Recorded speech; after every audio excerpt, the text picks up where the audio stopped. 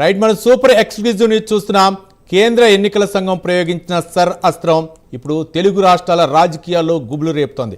ఓటర్ల జాబితా ప్రక్షాళన పేరుతో తమ ఓటు బ్యాంకు ఎక్కడ గండి పడుతుందోనని ప్రధాన పార్టీలు వణికిపోతున్నాయి.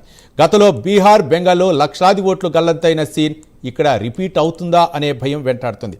పైకి స్వాగతిస్తున్న లోపల మాత్రం ఏపీలో కూటమి, వైసీపీ, అలాగే తెలంగాణలో కాంగ్రెస్, బీఆర్ఎస్ టెన్షన్ పడుతున్నాయి.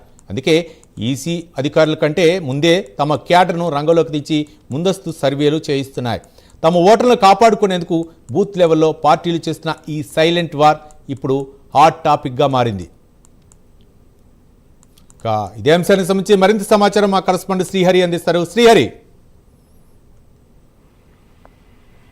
రైట్ రవి, ఏదైతే భారత ఎన్నికల సంఘం ఏదైతే 19 రాష్ట్రాలకు సంబంధించి కీలకంగా వ్యవహరిస్తుంది, ఏదైతే సర్ పేరుతో ప్రధానంగా అది ఏదైతే ఓట్ల జాబితా ఉందో ఓటర్ల జాబితా అది మొత్తాన్ని కూడా ప్రక్షాళన చేసే దిశగా అయితే ఈ ఈ అడుగులైతే వేస్తున్న పరిస్థితి కనబడుతుంది. అయితే దీంట్లో ప్రధానంగా ఏదైతే అంటే భారత పౌరులు ఎవరైతే ఉన్నారో నిజమైన భారత పౌరులు ఎవరైతే ఉన్నారో వారందరికీ కూడా ఓటు హక్కు కల్పించేలాగా ఈ ప్రక్రియ అయితే ఉండబోతుంది. అయితే దీంట్లో ప్రధానంగా చూసుకున్నట్లయితే ఓట్ల జాబితా అంటే ఏదైతే దొంగ ఓట్లు, దాంతోపాటు రెండు ఓట్లు ఎవరికైతే ఉన్నాయో ఒక చోట ఇక్కడ ఉంటూ మరొక చోట కూడా ఆ ఓట్లు పుట్టించుకున్న వ్యక్తులు కొంతమంది ఉన్నారు. వీటన్నిటినీ కూడా ఒక సర్వే రూపంలో సర్వే చేసి వాటన్నిటినీ తొలగించే ప్రక్రియకైతే శ్రీకారం చుట్టింది. ఈ నేపథ్యంలోనే తెలుగు రాష్ట్రాల్లో ఉన్న అటు తెలంగాణ చూసుకున్నట్లయితే అటు టీఆర్ఎస్ కానీ అదేవిధంగా బీఆర్ఎస్తో పాటు అదేవిధంగా కాంగ్రెస్ ఏవైతే ఉన్నాయో, దాంతోపాటు ఏపీలో చూసుకున్నట్లయితే వైఎస్ఆర్సీపీ కూటమి పార్టీలు ఏవైతే ఉన్నాయో మొత్తం కూడా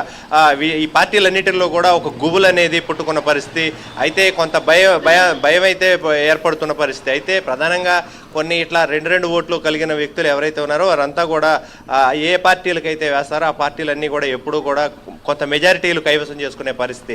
అయితే ఈసారి వాటన్నిటికీ గండిగొట్టే విధంగా భారత ఎన్నికల సంఘం తీసుకున్న ఒక ప్రక్షాళన కార్యక్రమం ఏదైతే ఉందో వీటన్నిటికీ కూడా ఆ పార్టీలన్నీ స్వాగతిస్తున్నప్పటికీ లోపల కూడా వారంతా కూడా గుబులు పట్టుకొని భయపడుతున్న పరిస్థితి. దీంతో ఈ నేపథ్యంలోనే ఇప్పటికే అంటే అటు ఎన్నికల సంఘానికి సంబంధించిన బిఎల్ఓలు, బూత్ స్థాయి అధికారులు ఎవరైతే ఉన్నారో వారంతా కూడా క్షేత్రస్థాయిలోకి వెళ్ళి వాళ్ళంతా కూడా డీటెయిల్స్ అన్నిటినీ సమీకరిస్తున్నారు.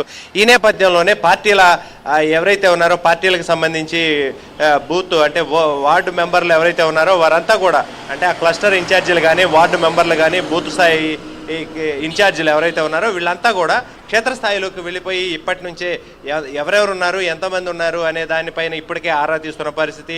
ఏదేమైనప్పటికీ పార్టీలన్నీ కూడా ఈ సర్పేరిట ఏదైతే ఇప్పుడు జరుగుతున్న ఏదైతే ఓటర్ల జాబితాకి సంబంధించిన ప్రక్రియ ఉందో ఈ ప్రక్రియకి అయితే పెద్ద ఎత్తున భయాందోళన చెందుతున్న పరిస్థితి. అయితే ఈ నేపథ్యంలోనే తమ ఓట్లు ఎక్కడ అంటే ఇటీవల కాలంలో చూసుకున్నట్లయితే అటు బీహార్ కానీ అదేవిధంగా బెంగాల్లో కానీ పెద్దగా ఎత్తున అంటే లక్షల్లో కొన్ని ఓట్ల తొలగింపు అయితే చేపట్టారు.